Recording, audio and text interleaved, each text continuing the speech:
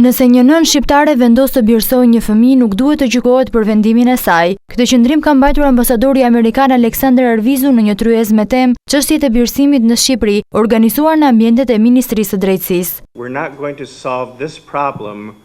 Problemi nuk mund të zgjidhet duke gjykuar një grua që merr vendime, ndoshta vendimi më të vështirë në jetën e saj. Gjyqtarët konservatorë duhet i kuptojnë nënat që braktisin foshnjët. Nënat që braktisin fëmijët kanë arsye të fortë që e bëjnë këtë.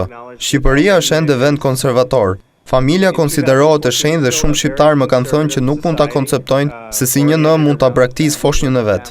Ndërsa i pranishëm në këtë aktivitet, zëvendës ministri i Drejtësisë Arbeni Saraj vuri theksin tek thjeshtimi i procedurave gjyqësore, shpeshherë artificiale për birësimin e një fëmije.